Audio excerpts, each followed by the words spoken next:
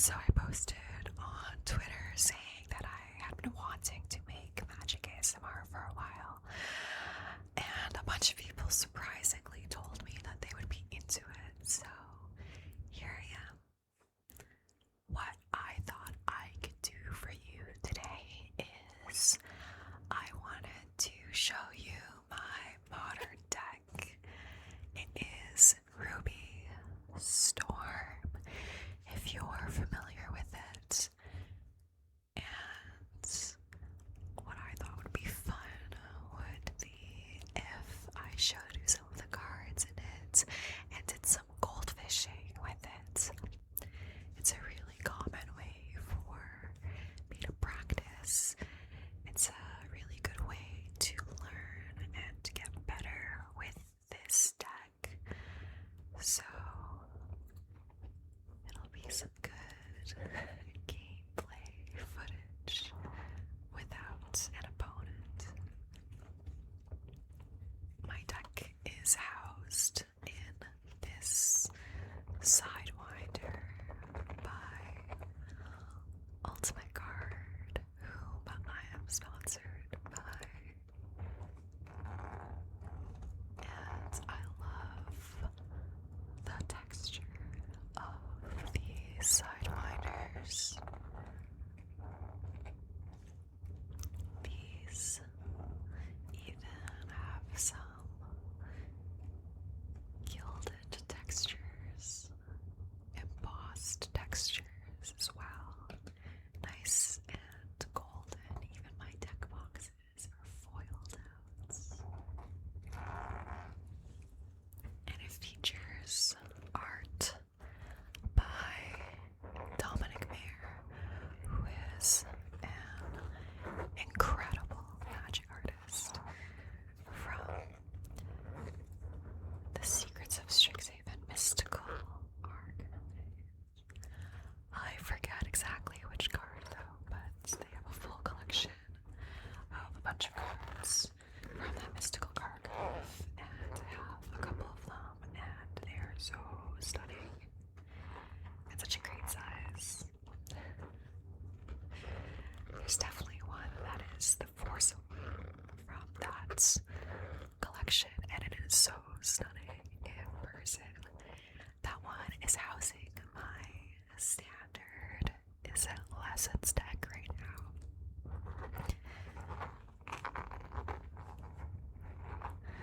Let's switch over to my desk view so we can draw some hands up.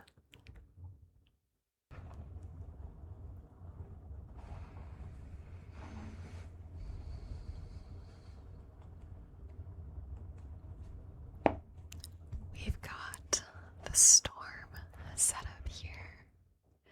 I've got my delightful Vibrance playmat, also by Ultimate Card. I love this guy so much. He's just a cute little guy. Isn't he precious? I've also got some gameplay trackers on my playmat.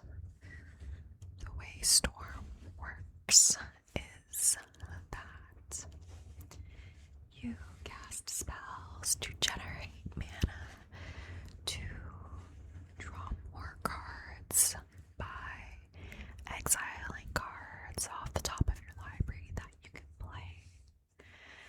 And some of them you can only play until end of turn, and some of them you can play until the end of your next turn.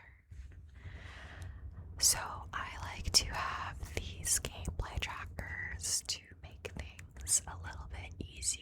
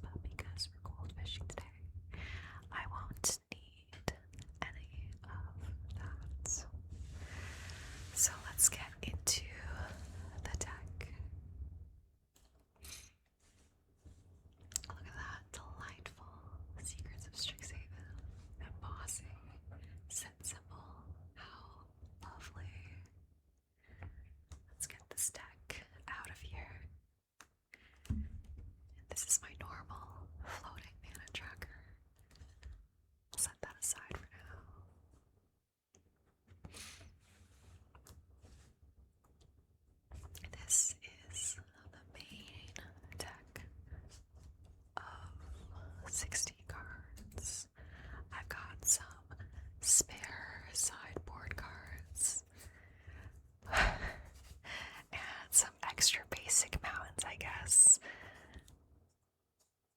I think some of these were meant for my standard deck, but just stuck around. Let's put all of these bonus cards to the side and take out my sideboard, which normally wouldn't be extremely relevant during gold fishing. But one of the fun things about Storm is that it does have access to its sideboard during regular gameplay, which is kind of a neat, unique defining feature of the deck. So I'll put that in the corner here, right beneath my spin downs.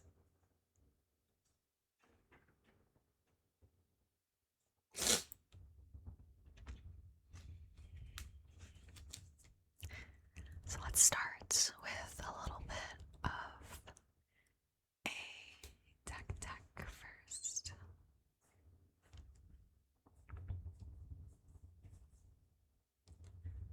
Like I said, the core of the deck is that it wins by casting a lot of spells and eventually killing your opponents with cards that say Storm on it, like Grape Shot.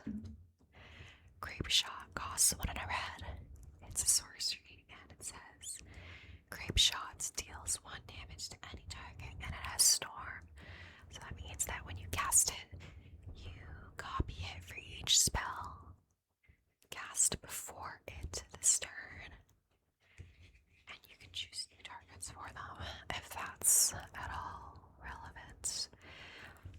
And one of the ways that you aid this game plan is by including cost reducers for your instant and sorcery spells in the deck, such as Ral Monsoon Mage, which is a 2-mana creature from Modern Horizons 3.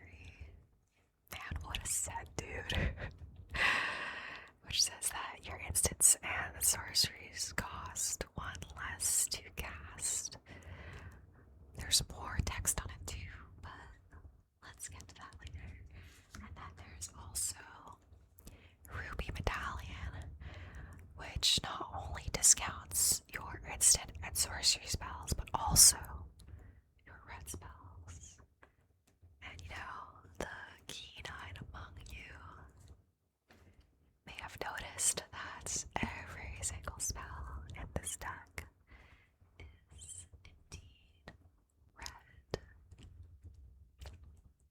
This is an immensely powerful deck right now within the modern formats, and it's gotten some really interesting tools in the last few sets that I haven't had the chance to play around with a lot just yet, but it has the ability to present extremely explosive starts and can win as early as on turn 1 under certain circumstances. How cool is that? Granted, I think that there are a number of people who don't love playing against this deck, but a win is a win. And besides, this deck does spark joy for me. So let's give it a go and shuffle up and goldfish some hands.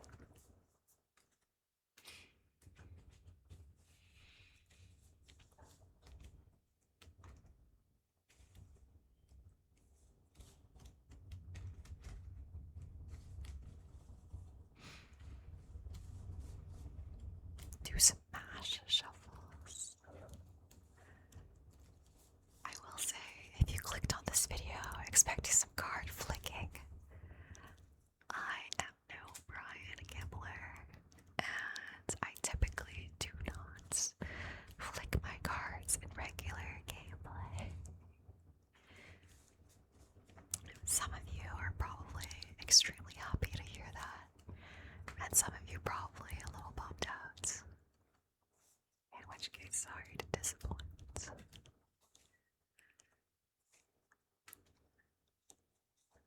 That should be enough.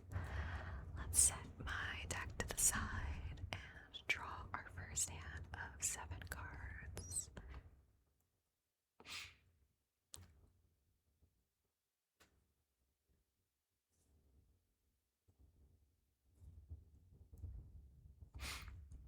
Here is my first hand.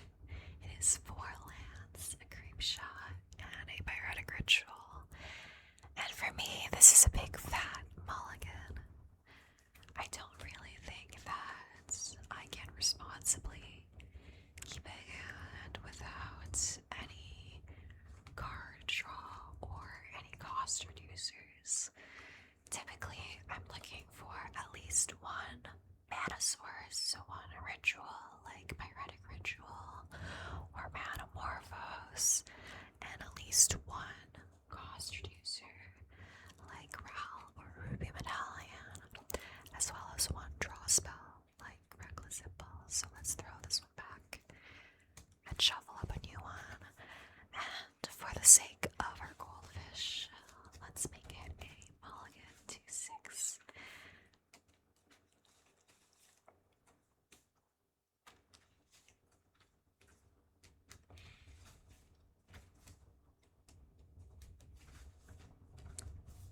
I will say that one of the advantages of switching to 60 card formats, as someone who used to be basically a commander only player, is that 60 card decks are way easier to shuffle than 100 card decks. Here is my second hand. It is 1 land, 2 impulse draw spells, a hex magic, and 2 mana sources, as well as a past in flames. Hex magic, I guess, is a draw spell as well. On a mulligan to 6, I think that if I'm on the draw 100% of the time, I keep this card.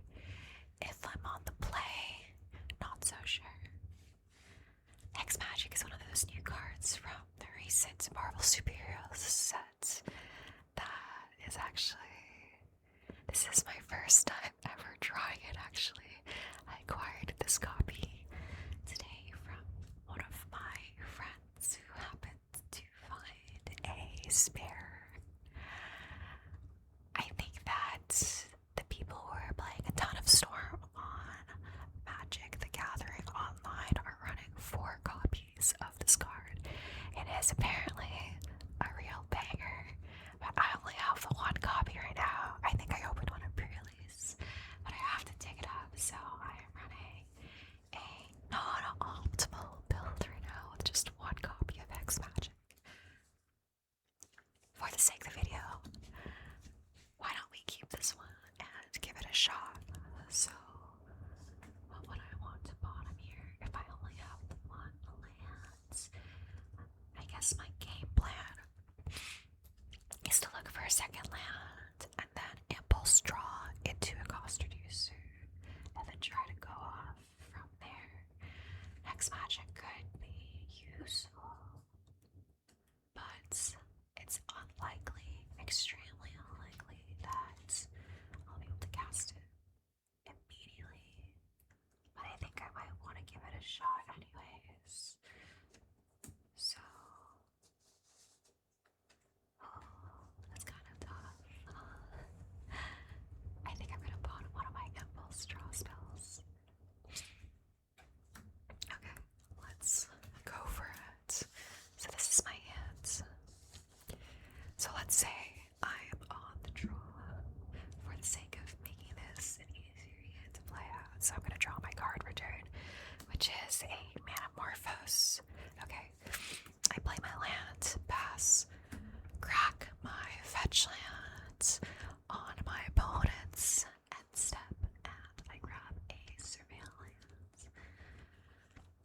some of the mathy people will be able to tell you exactly the percentage of the time that I'm able to find my second land on time. I think it's something like 60%, like very, very reasonable, especially with the surveil land, right? Putting anything to the graveyard that is not my second land.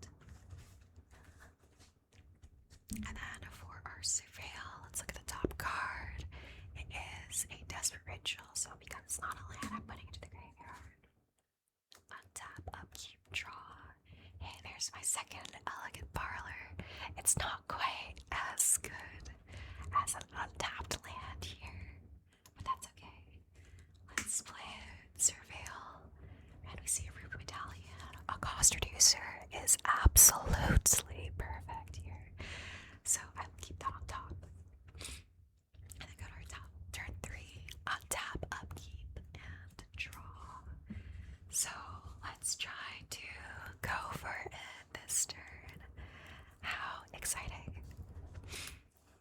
So we start by casting a desperate ritual, tapping both of our mana, and we are going to add 3 red mana. That one goes to the graveyard. We spend 2 of that mana to cast our ruby medallion. With 1 floating mana, we cast our mana morphos. I need to keep track of storm, but it's very easy to present in here. We cast our ruby medallion. We cast our desperate ritual. We've cast our mana morphos. The mana morphos is the 3rd spell we'll cast right now. We spent our last floating mana to cast this mana morphos. So let's add 2 red mana back to our mana pool and draw a card as this resolves. And we have hit another mana morphos. That is kind of perfect. So let's cast our draw spell first. Reckless Impulse. Costs 1 mana because it's discounted by Ruby Medallion and storm count goes up to 4. Let's impulse draw 2 cards that we can cast, or that we can play rather, until the end of our next turn. And we have hit a Rat's Resolve, which is functionally identical to Reckless Impulse, as well as a Flashback, another card that I'm seeing for the first time since adding it to my deck. Nice little tech from Secrets of Strixhaven, allowing you to give any instant or sorcery card in your graveyard flashback, rebuying it. So useful in this deck, allowing you to rebuy mana or card draw, or maybe even removal or interaction in a post-sideboard game. How cool is that? Just a really, really nice and flexible card. Okay, that looks great. We are only down to 1 mana, which means that we need to cast another ritual. So let's cast another mana morphos. Go down to 0 mana. Storm count 5 temporarily. And then add 2 red mana and draw a card. There is our Ral. Ral is, I think, maybe the single most important card in this deck. I think it presents the clearest path to victory because of his ultimate. So Ral can flip when you cast an instant or sorcery spell, and also when a coin flip. And when you do flip Ral, he enters with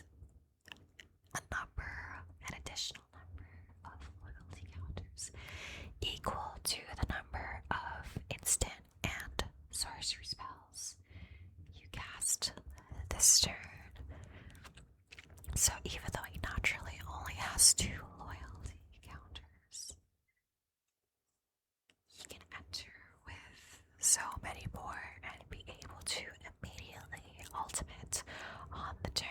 comes down, which essentially wins you the game on the spot.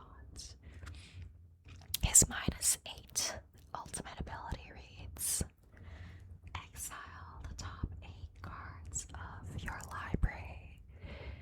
You may cast instant and sorcery cards, spells from among them this turn without paying their mana costs. So basically, ups your storm count by a lot. There is a slight downside though, because he makes you flip a coin whenever you cast an instant sorcery, which is how you flip him, by winning a coin flip. But if you lose the flip, you take a damage. Sometimes in some aggressive matchups, that damage is extremely relevant. So that's the card that we've drawn. I think I'm gonna wait a little bit to cast him and avoid taking any unnecessary damage until I can flip Ral immediately and reap the benefits. Okay, so let's cast another Red's Resolve from exile. Oh, sorry about that. Dropped something. So cast our Red's Resolve from exile. Only one floating mana left, and storm count becomes 6.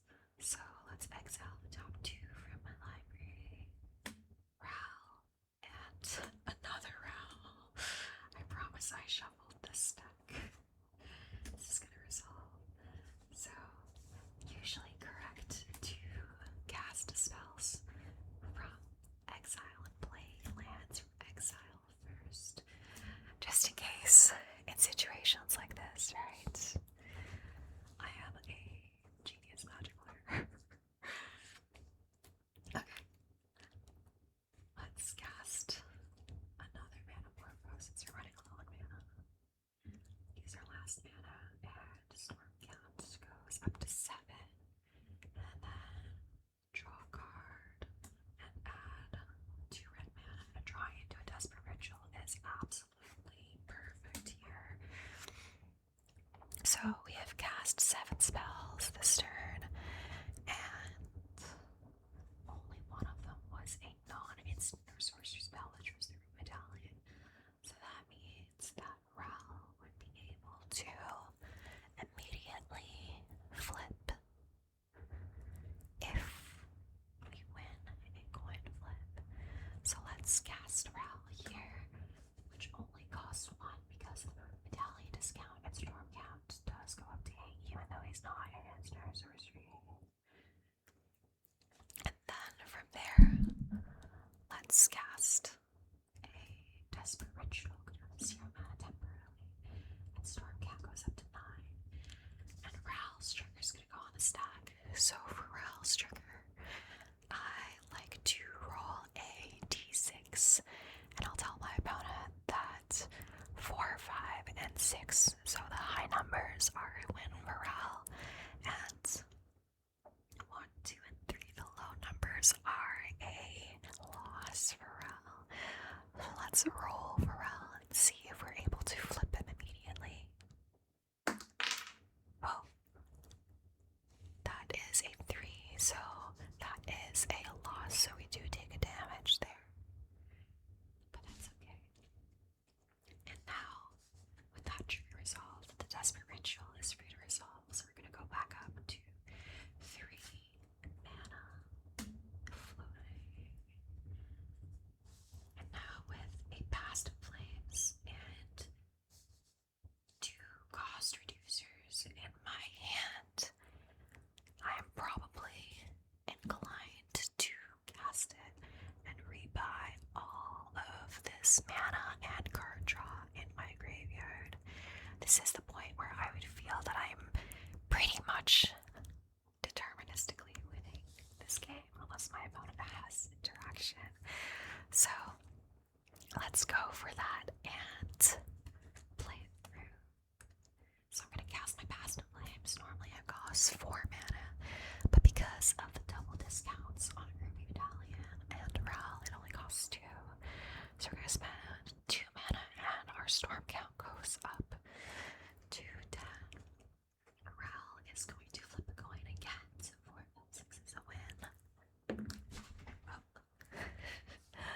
That was a 2, so that is an L for us, but that's okay. Everything is going to get a flashback in our graveyard. So let's take out all of these cards and recast them. So Desperate Ritual will go down to 1 floating mana and 11 storm count. And Ral flip. Oh, that was a bad flip. It basically didn't roll, so let's roll a real one. Okay, 6 again. So at this point, Ral is actually going to flip before this Desperate Ritual resolves. Here he is, and he is going to enter with 9 additional loyalty counters on him because I cast 9 instants or sorceries before he entered this turn, excluding these 2 cards. So Ral is going to enter with 11 loyalty on him. How cool is that? Although we do lose the discount from him right now because we're probably not going to use his discount plus 1 loyalty ability. His Desperate Ritual is going to go to exile, and we are going to add 3 additional red mana. Let's just ultimate Ral and see what happens. Go down to 3 loyalty and exile the top 8 cards in my library, and I can play them for free. How cool is that? 1, 2, 3, 4, 5, 6, 7, 8. Nice. So we've hit a couple of instants and sorceries here. We have hit 1, 2, 3 ritual spells. And don't forget, these are completely free and not just discounted. So we just add 8 mana here. How cool is that? And also draw a card and increase our storm count by 3. Let's shortcut this one. Do this. Go up to 12 floating mana. And then we also have Ren's Resolve and Wish. So we have so many resources at this point. Not even including the extra mana and cards that we have off of our Past in Flames that we just cast. So the easy way out here would be to just wish and cast a spell from our sideboard.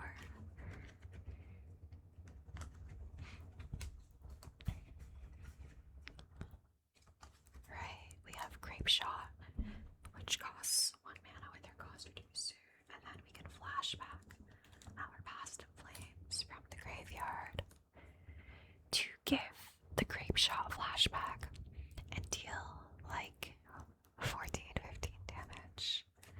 And then flashback, deal 14 or 15 damage to our opponent again. That is one way to win, certainly. However, because I have so many cards available to me,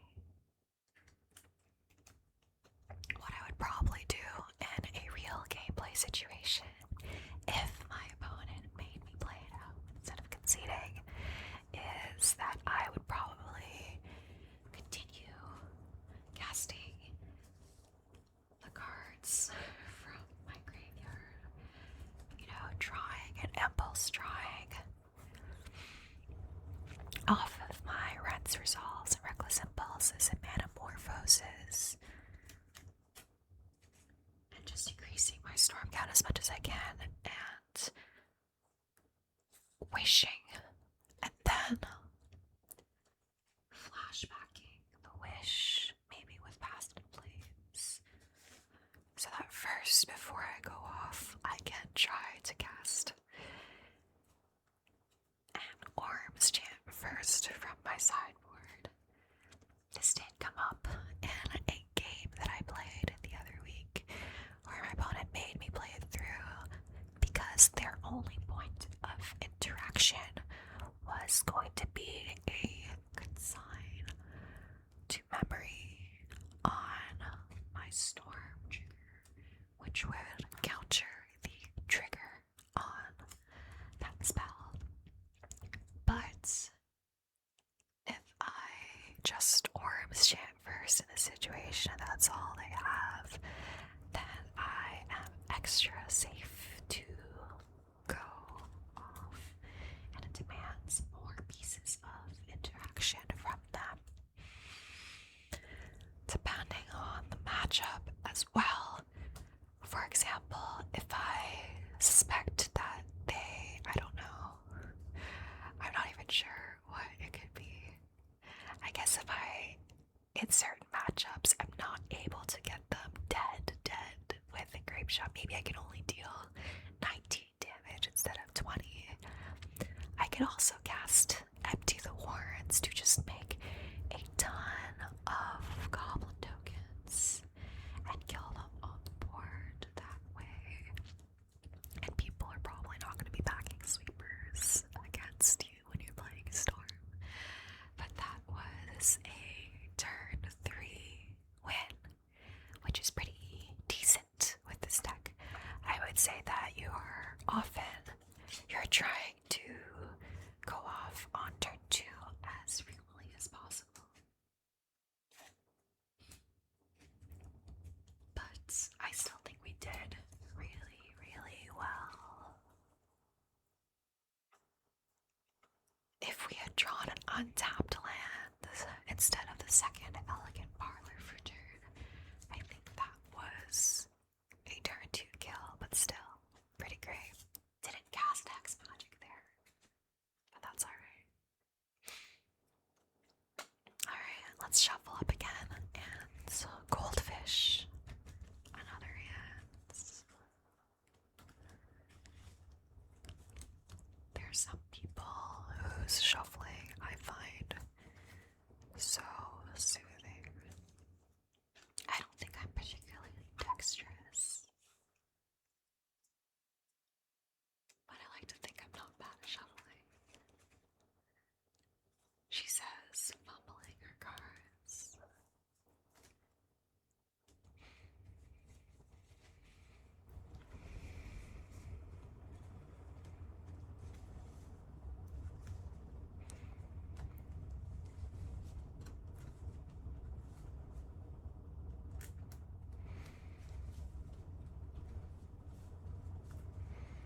One more.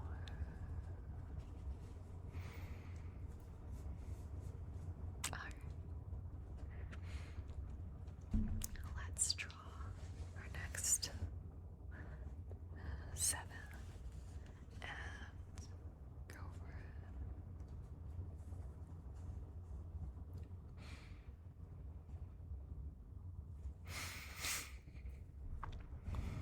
it. This is our hand.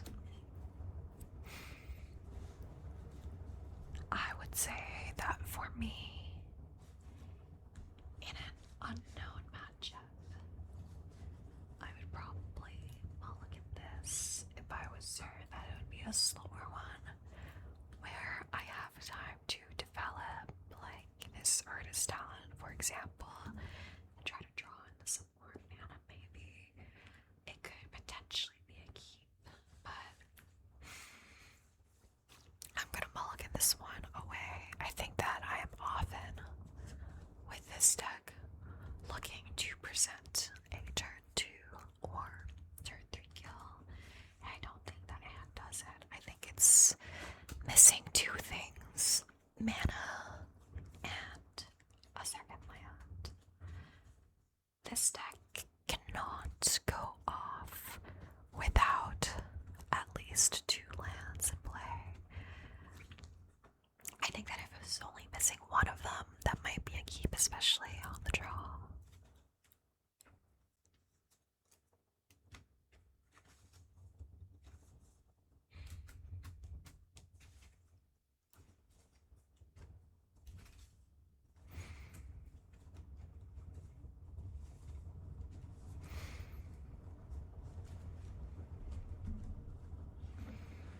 I play him how to slip in. Alright, let's draw our hand of 6.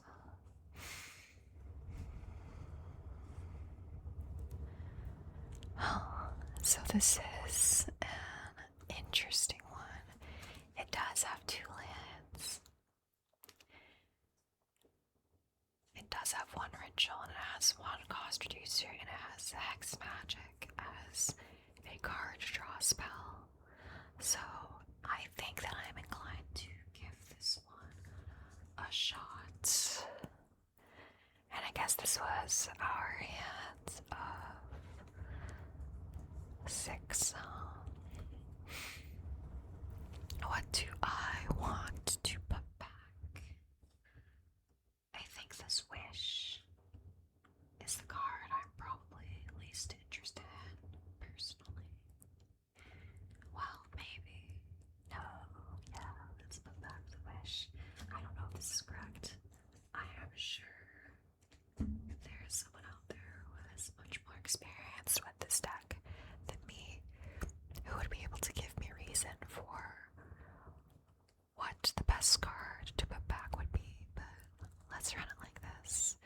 And in this goldfish, let's pretend that we're on the play.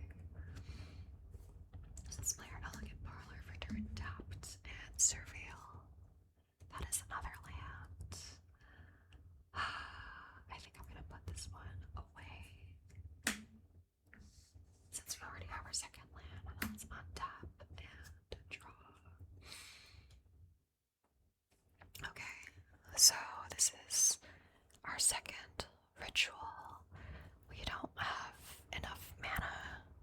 Oh no, this one isn't the splice one. I forget which ones they are, honestly.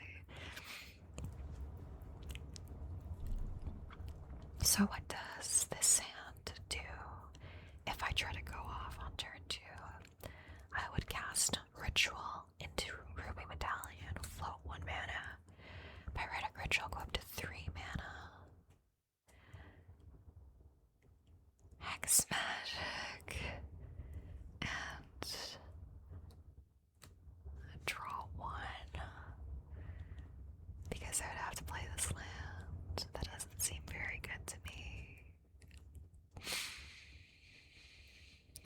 So I think let's just play our land, crack it for a mountain, and play our medallion.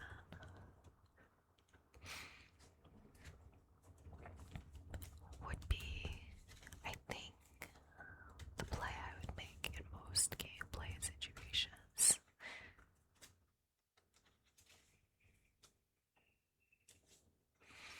So turn 2. I'm gonna tap 2 mana and cast my Ribbon Medallion, and then let's go to turn 3, untap, upkeep, draw. There is a second Ruby Medallion. How interesting.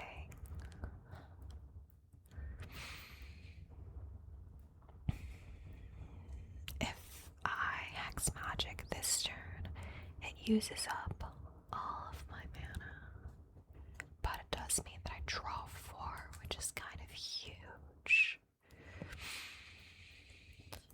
If I go for Ritual, Medallion, Hex Magic, I draw 2. Is that even good?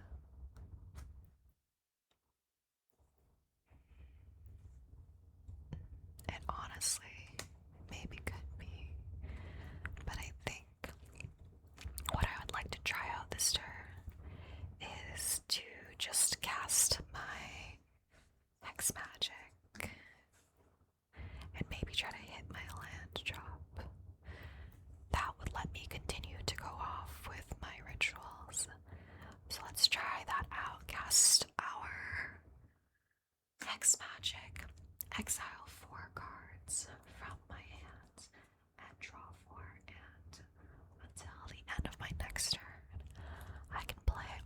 these cards that I am exiling.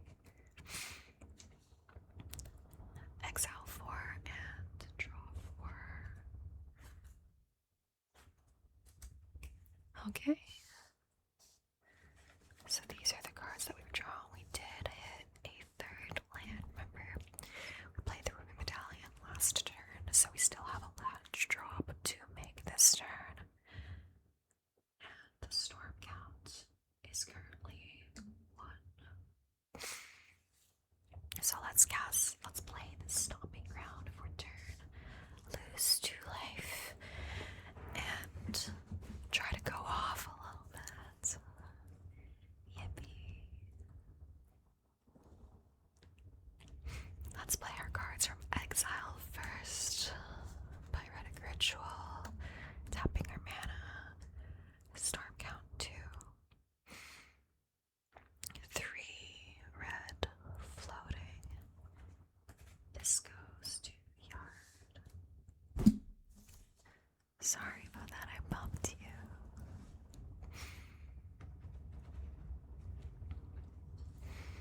And then let's cast a second Pyretic Ritual.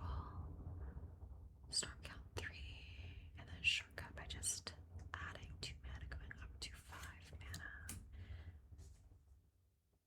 Since a ritual makes you go +2 with any cost reducer on board, 5 floating mana.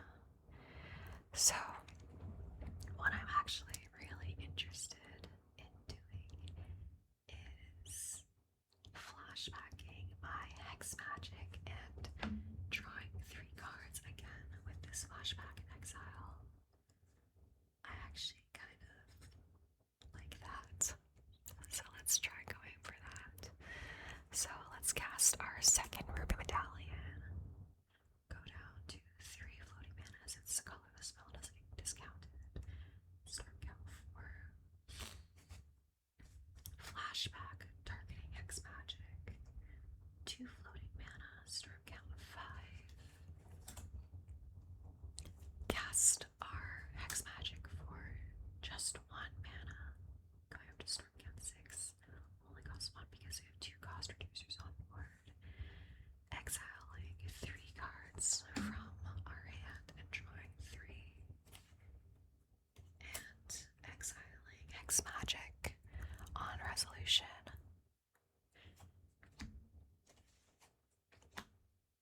Land, Pyretic Ritual, Valakut Awakening. Okay, so I think this has been an awesome co-op turn so far. Hex Magic has looked fantastic, drawing me like 7 cards for very little mana. How cool is that? Okay, let's keep going off. So we need a ritual now. So Desperate Ritual, go up to 3 mana. Storm count 7. Goes into the yard.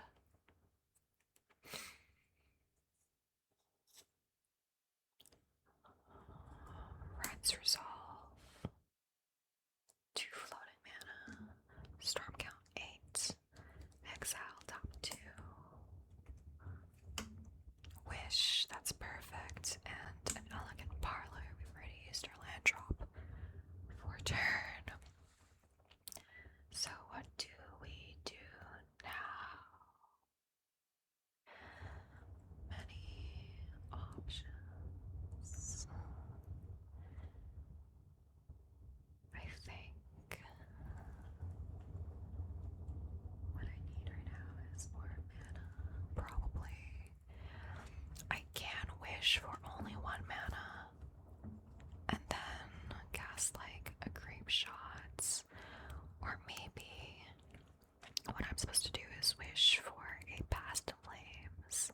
But this would be 1 mana plus 2 mana for the Past in Flames, so not quite enough just yet.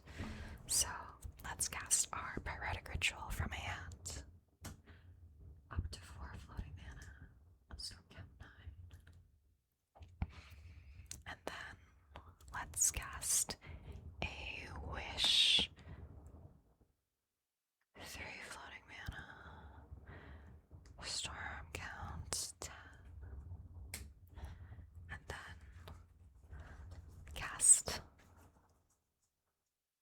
Past and Flames from the sideboard for 2 mana. 1 floating mana. Storm count 11. And then we'll go over there, right? Past and Flames is in the graveyard. All of these cards have flashback, so let's pick these up.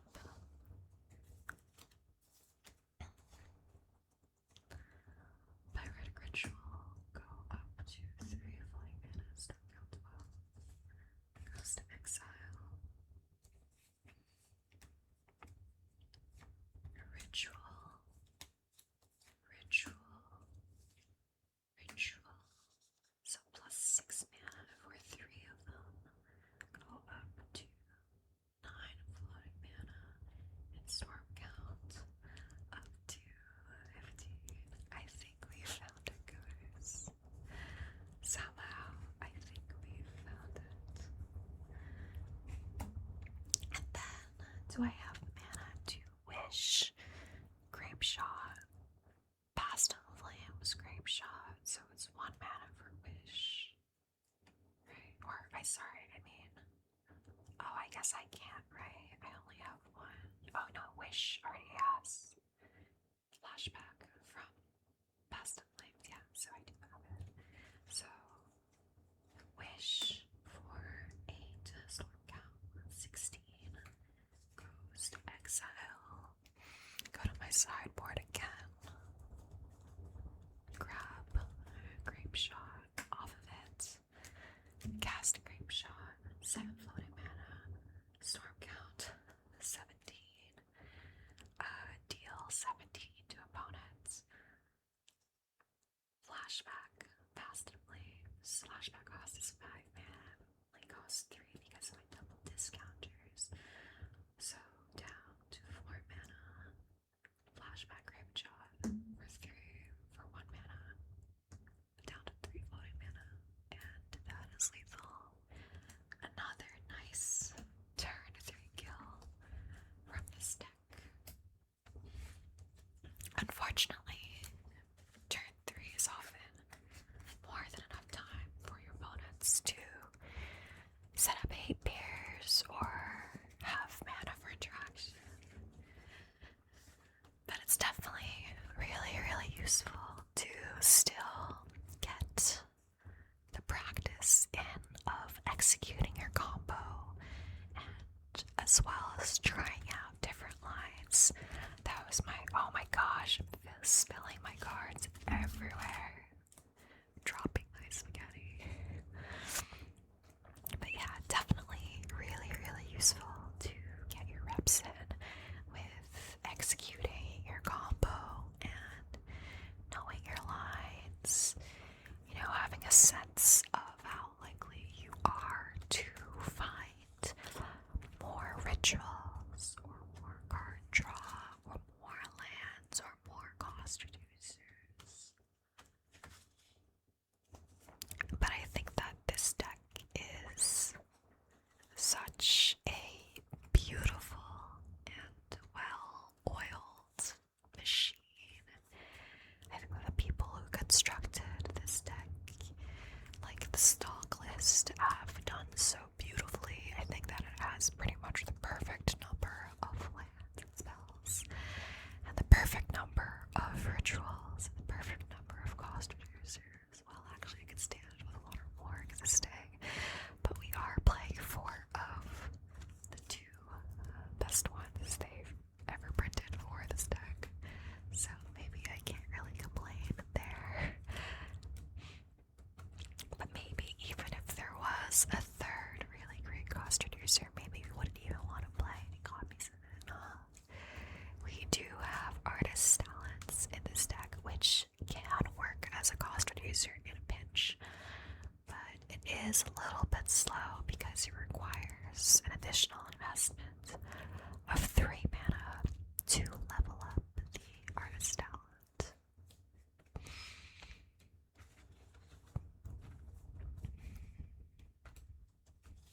Let's do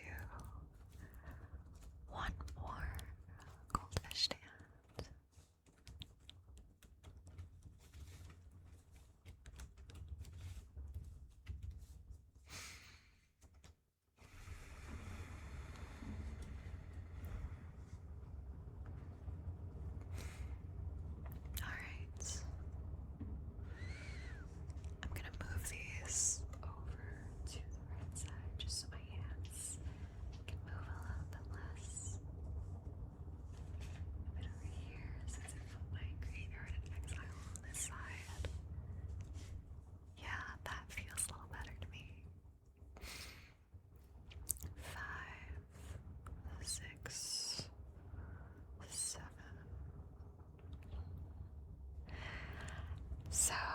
this one.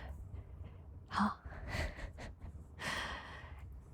It's got a row, which is great, and it's got a couple of lands. 4 lands is definitely more than ideal.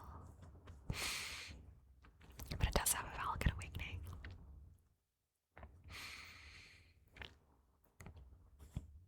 Maybe I keep this one, chat. If I'm, for example, playing against Amulet Titan game 1, I absolutely keep this hand. They have very few ways of interacting with you, pre-board especially, and on average you are about half a turn faster than they are, or so I'm told. So assuming that they can't kill you turn 2, which I believe is quite a rarity for their deck to be able to. I think it requires some pretty specific draws, I believe. It might be turn 3 for their soonest kill. Not sure. But I think let's give this hand a shot and pretend we're against Amulet Titan. This is our 7, so let's play a fetch land for turn 1. Crack it. And find our surveil land as always. The surveil lands are so good. Definitely best land cycle they've printed in quite a while, in my opinion. I think they're much better than the Verges. They're just so useful in every single deck that has fetches ever. Though, albeit, you usually don't want more than like 1 or 2 of them in a deck.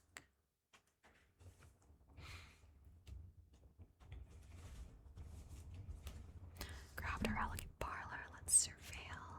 That is a wish. I don't really think I want that just yet, so let's put that in the graveyard to fuel our past flames later on. Untap, upkeep, draw. Hey, there's the past flames. So on turn 2, let's just shock in a land, a Sacred Foundry here, and then cast a Ral. And then try to go off on turn 3, maybe. So after that, untap, upkeep, draw, Ruby Medallion. Wow, what a treat.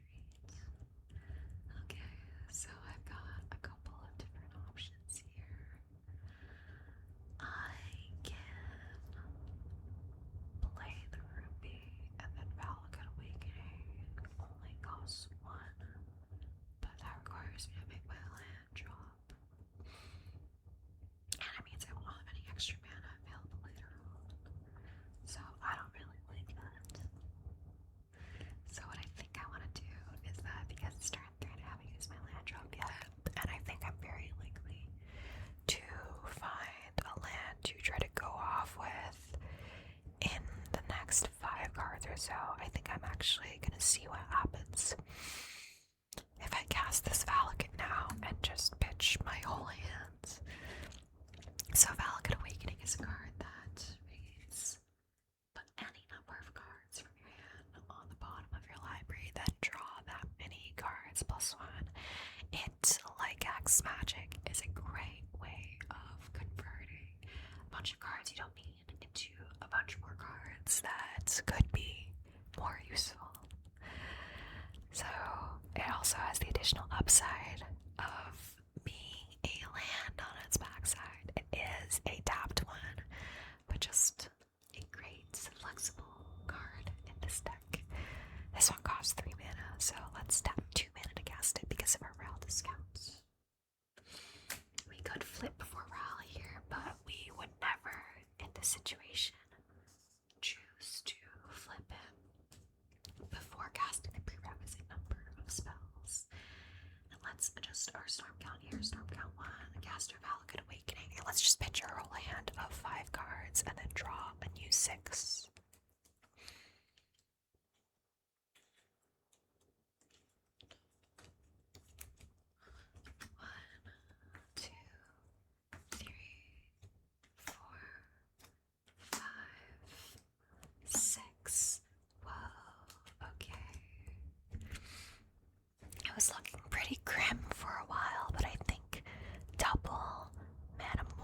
House saves this hand.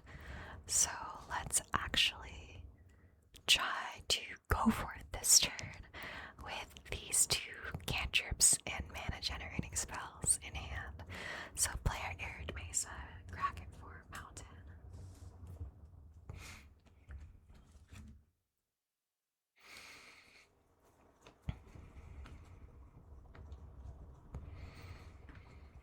There's a mountain. Shuffle.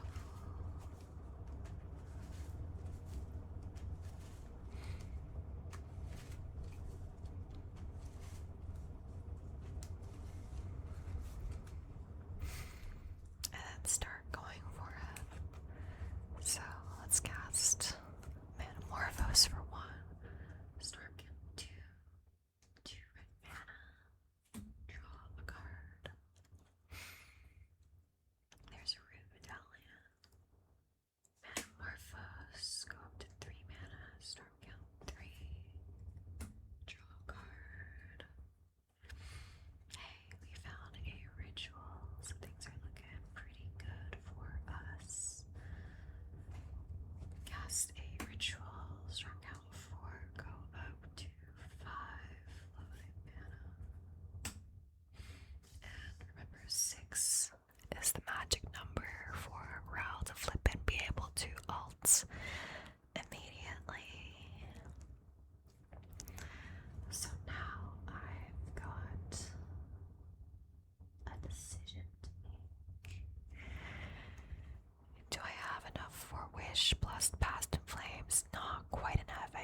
If I had 1 extra mana right now, I would be able to Wish and then Past in Flames and then recast all these spells from my graveyard. So actually, what I'm going to do, that's pretty tough actually. I could consider Ruby Medallioning, but that doesn't contribute to Ral's instant sorcery count for his flip. But it would discount my Glimpse the Impossible, which is the only immediate multi-card draw spell in my hand. I could try to invest mana in Artist Talent, but Ral doesn't discount it. And I think I need the mana off of, anyways, to cast the cards that I get off of this Glimpse the Impossible. So let's cast my Glimpse and see what happens. Go down to 3 floating mana and Storm Count 5. And Glimpse the Impossible, it's my first time casting it today. It says, exile the top 3 cards of your library. You may play those cards this turn. At the beginning of the next end step, if any of those cards remain exiled, put them into your graveyard. Then you make a 0/1 colorless Eldrazi spawn creature token. For each card put into your graveyard this way, and those tokens can sacrifice themselves to add a colorless mana. So let's flip over 3 cards that we can play until end of turn. Land, Reckless Impulse, and Land. Not my best one ever, but that's alright. Move these cards over a little bit. Let's cast my Reckless Impulse. Go down to 2 floating mana and Storm Count 6. So this is the point where I'm gonna start flipping Ral and seeing if he is able to ult immediately now. That is a 6, so let's flip Ral. That does unfortunately mean though that we lose our discounter on board, but that's alright. We still have this Root Medallion in our hand if we need it, and we have a plethora of resources that we're about to get off of this Ral. So Ral enters with 8 counters, and let's immediately ult him. And he's gonna go into the graveyard as a state-based action. But let's exile. Oh, sorry. I forgot to resolve this reckless impulse first, so technically that happens first. So let's do this, and we hit a perfect another round just in case, and another land that we can play until the end of our next turn. Let's clean up our graveyard here a little bit. Reckless impulse goes to graveyard, and then let's flip the top 8 off of our row.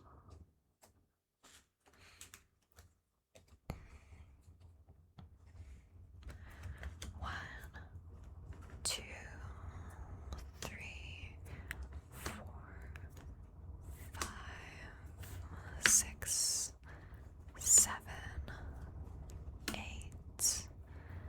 Okay. And I think this means that we have pretty much got it. We did hit a Past in Flames off of that, which means that we are able to cast all of these impulse draw spells and rituals. The Past in Flames do that all again. So let's play it out one last time. Raoul does read, fortunately, that you may play them all this turn, so it doesn't mean that you have to cast them all immediately when the ability resolves, like some effects say. So you can kind of switch up the order that you want to cast them, depending on it. So let's cast our ritual for free. Go up to 5 mana, storm count 7, into the graveyard. Reckless impulse, reckless impulse. Storm count 9, exile top 4.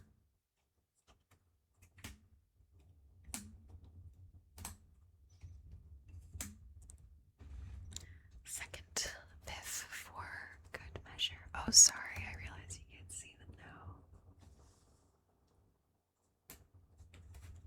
Here we go. It's why I think that these game state trackers are really important, because, like you can see, sometimes your board state just ends up kind of a mess and you have cards everywhere. Okay.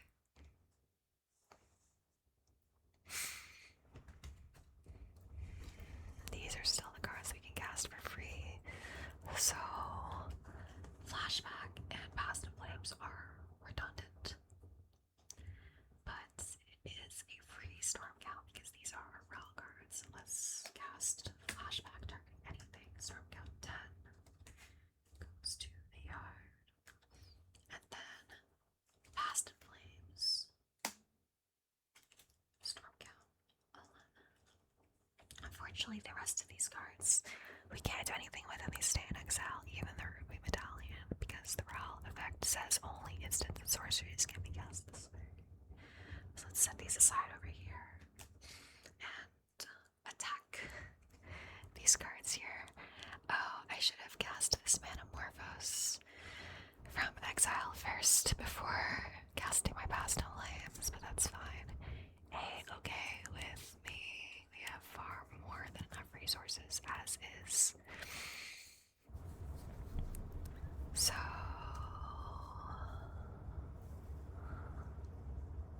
I guess we can't just do it all over again with these 2 RALs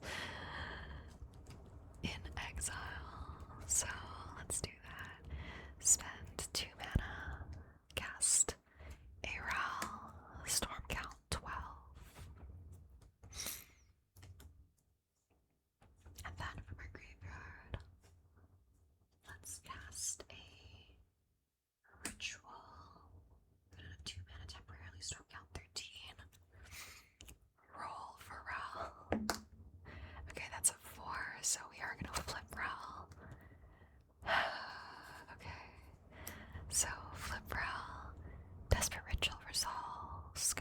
up to 5 floating mana. And then we cast, I believe, one spell that isn't an instant sorcery this turn, which is Ral himself. So he's going to enter with 12 additional loyalty counters. So 14. And then -8. Go down to 6 loyalty afterwards. Rituals and exile, and then flip the top 8 again. Oh, jeez Louise.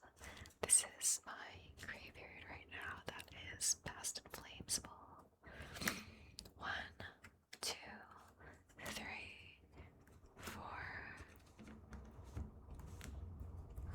5, 6, 7, 8. Wonderful. That is certainly lethal. Grape shot your face. Past in Flames. Grape shot with flashback. Good games. Another turn 3 kill. What I love about this deck is that it so consistently presents turn 3 kills on an extremely regular basis. You've pretty much mulliganed any hand that can really present a turn 3 kill because it is so consistent at doing that. I think this deck is an extremely powerful choice to bring to your RCQs and tournaments this season. And I hope that I did an okay job of explaining its play patterns and key cards and walking you through the combo. It's my first time making one of these Magic ASMR videos, so I would love to hear your feedback in the comments, and I am more than happy to take it. Let's lay all our cards out here for you. I also hope that the ASMR was nice, that you feel nice and relaxed. If you have any suggestions on Magic ASMR content that you would be interested in seeing, I would absolutely love to hear it. If you did enjoy this video, I would really appreciate it if you liked and subscribed. It helps my video in the algorithm, which helps show it to more people, which helps me to make more videos. Thank you so much for watching, and I will see you next time.